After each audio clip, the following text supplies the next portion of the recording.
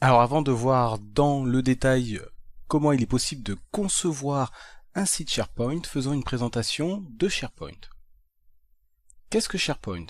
SharePoint va vous permettre, au travers de sites intranet, de partager, centraliser et organiser.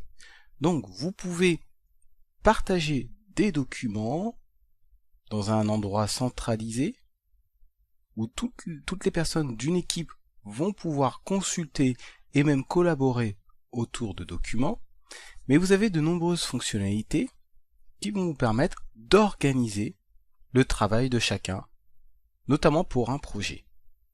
Et tout cela se fait au travers de sites intranet. Chaque personne, pour pouvoir utiliser SharePoint, a nécessairement un accès qui lui est attribué autour d'un ou plusieurs sites. Alors, quelques exemples d'usage de SharePoint. Vous pouvez utiliser SharePoint pour coordonner un projet.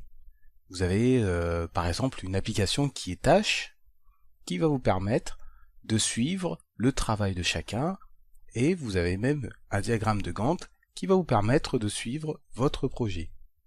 Mais il n'y a pas que cette application qui va vous permettre de coordonner votre projet. En fait, il y a de nombreuses fonctionnalités qui vont vous permettre d'échanger au travers de discussions pour avancer dans votre projet.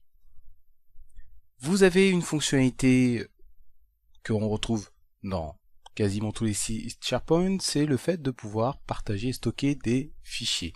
Ça peut être des fichiers bureautiques, Word, Excel, PowerPoint ou des PDF, ou même des fichiers multimédia, des images, ou même des vidéos. Vous pouvez donc les stocker et partager aux autres membres de l'équipe, voire à des personnes extérieures, même extérieures à votre entreprise. Autre exemple, c'est le fait de pouvoir accéder à l'information simplement. Prenons un exemple. Vous travaillez sur un projet et il vous manque un contact pour pouvoir échanger. Alors la solution classique, c'est soit de prendre son téléphone ou d'envoyer un mail à un collègue. Dans SharePoint, vous pouvez retrouver cela. On peut mettre les contacts utiles et ils sont facilement joignables. Vous avez d'autres fonctionnalités qui vont vous permettre de collecter des informations supplémentaires par exemple pour des fichiers, ou vous avez d'autres fonctionnalités comme l'enquête, qui est une application qui va vous permettre de faire par exemple un sondage et de recueillir les impressions ou les commentaires de vos collègues.